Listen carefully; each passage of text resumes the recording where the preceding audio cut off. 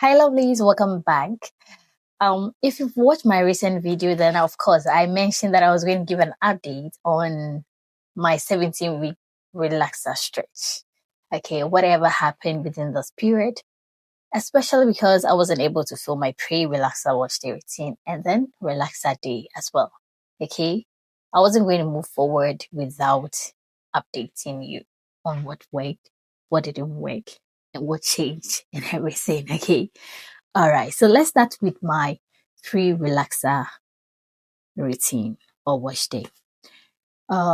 So I am too traditional. Okay, so I have everything written down here. My whole wash day routine in this book. Yes, I didn't want to wake up one morning and then be like, okay, I want to use this product. Okay, I want to do this. Okay, everything was written down. So somehow, somewhat, on my pre-relaxer wash day, it wasn't a protein focused wash day, so I didn't use protein. I'm emphasizing this because I know a lot of people know or do protein on their pre-relaxer wash day. It is not automatic or it doesn't really matter. If you've done protein a while before your pre-relaxer wash day, then of course it is not mandatory that you do protein. Yes. So I didn't do protein because I had done it some weeks ago. I had moved forward to my usual moisturizing shampoo, moisturizing deep conditioner. I mean, everything I do on my usual wash day, I did that and then I left my hair. So on relaxer day, now this is the new thing. Has switched from no lie relaxer to lie relaxer. Why? I don't know. Okay. I'd used no lie relaxer in the past and it worked for my hair. Why did I switch? I don't know. Maybe it was just during that period where everybody was using box cream, and then I figured, okay, let me also use box cream because I don't have any reason. Okay, the Light Relaxer was working perfectly for me in the past. So how I got to no lie, I don't know. But now I have gone back to it. Okay, it doesn't burn my scalp. It works perfectly, and this particular no lie, sorry, lie relaxer, I've not used it. The motions is new, okay, but it's worked. Yes, I got the neutralizing shampoo from the same brand. It has a color indicator, so it tells you if you still have relaxer residue in your hair or not. Okay, yes. And then my bond repair treatment. It is something I usually do. It is not new. However, I just did a little twist because I would usually use the Olaplex number 3 as my bond repair. I've seen reviews that it works perfectly with the number 0. Okay, so I got the number 0 and then I use it together with the number 3. What you have to do is apply the number 0 for 10 minutes. You don't rinse it out. You leave it on for 10 minutes and then you apply the number 3 on it for another 10 minutes and then you rinse it out. All right. And what usually happens is you just rinse it out with water and then you move on to your deep conditioner. But I'm just too extra.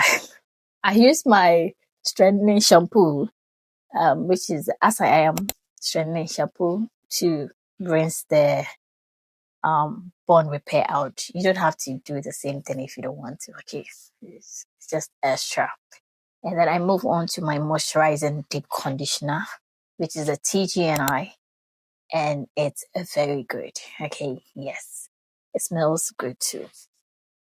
And another thing that I did, I would usually move on to moisturizing and sealing my hair and then I'll air dry.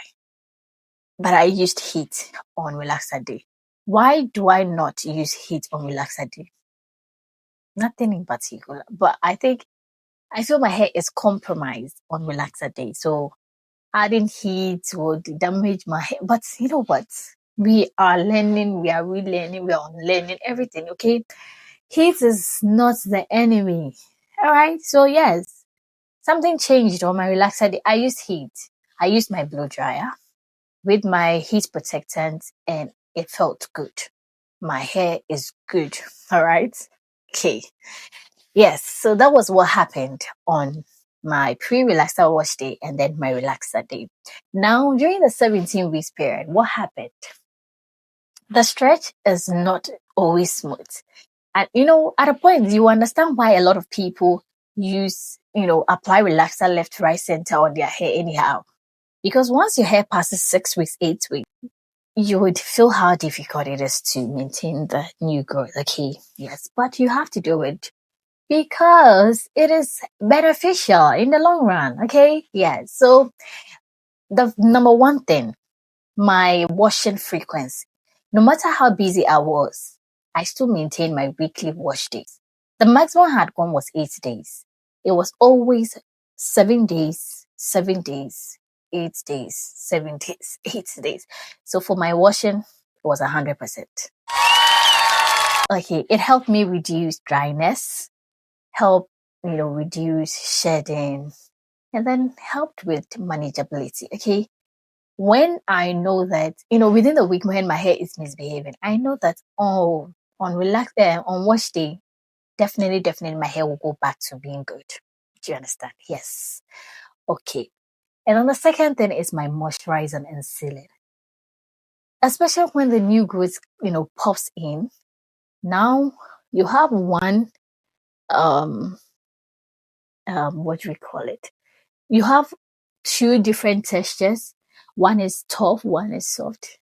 So when it comes to moisturizing and sealing, it is non-negotiable. Okay, you already know that relaxer or relaxed hair dries out quickly, so moisture is a necessity. So I was moisturizing and sealing my hair every other day. Today I keep, tomorrow I do the next day, like that. Okay, and I do that with my moisturizer, my oil, or my serum. Then that's it. Somebody will ask, so were you touching your hair, combing your hair during this period? Like, no, you don't have to always use comb or do something, tight or apply tension to your hair. No, there are times where, especially when I'm not going anywhere, I use my fingers, gently detangle to remove knots and all that. Apply my moisturizer, seal in with my oil or my serum, and that is it. I put it up, tie it, I'm done. Leave the hair alone. Okay. And the third thing is protective styling. Well, most of us think protective styling is all about knotless braid, boss braid. Well, during the stretch, I did not rely solely on any long-term protective style. In fact, I didn't do any long-term protective style. Okay. Yes, I remember I did like cornrows for 2 weeks. I took it down. I'd I had two big cornrows as well for like a week. I took it down. Most of the time my hair was just out. Was I manipulating my hair? No. What was I doing to my hair? My hair would be in low bun, tied. Leave my hair alone. Okay, yes. I personally do not believe that protective styling is the savior. It grows your hair or whatever. It is it's meant to help you to really reduce manipulation. So if there is something you can do to minimize manipulation, then of course you would have to do that. You don't have to go and do long-term braids and all that. No. Okay. So yes, I didn't do much of that. Then my moisture and protein balance. Like I said, I have everything written down. So there was not a point where my hair felt so stiff because there was too much protein, or overly soft because there was too much moisture and all that. Everything was in proportion, like it was so balanced. Okay, I alternated between these. I know when to use protein, when to do moisture. Everything was just perfect. Okay. And I was listening to my hair as well. If you use something and your hair responds badly, throw it away. Okay? All right. Then DIYs and treatments. This isn't something that is like part of my routine. Okay. I do them as and when. Okay. So you would see black tea rinse on my channel. Okay, I did this when my hair was experiencing excessive shedding. Okay, yes, and I know it works. Okay, it does work. Okay, yeah, I've done this in the past. So when my hair was going through that, I did it again. Okay, and then avocado hair mask. Personally, I don't think these homemade masks do a lot to our hair. Okay, the nutrients are too large or too big to penetrate into the hair. Okay, so if you are in dire need of moisture, then I don't think it is going to do that job for you. If you are in dire need of protein, I'm sorry, it won't. So I used it as a pre-poo. Okay, I use it as a pre-poo because pre-poo is not meant for, restructuring or something. Okay, the slip, the moisture, help me detangle, remove knots, help reduce dryness and all that. So I use that as my pre-poo. That is basically it. It wasn't all smooth, but we tried. Okay. The stretch or the period from your last relaxer to the next one determines the health of your hair, the length of your hair, everything about your hair. Okay. Don't be too excited about the new rules to the point where you neglect your already relaxed hair. Okay. So the new growth would come and then you will see that it is still at the same point. This is because you neglected the old relaxed hair. How you take care of your hair within this period will tell if the hair would grow well or not. So that is all for the update. I'm going to be giving my current routine in my next video. Okay, so if you like this video, then of course like, share, and subscribe.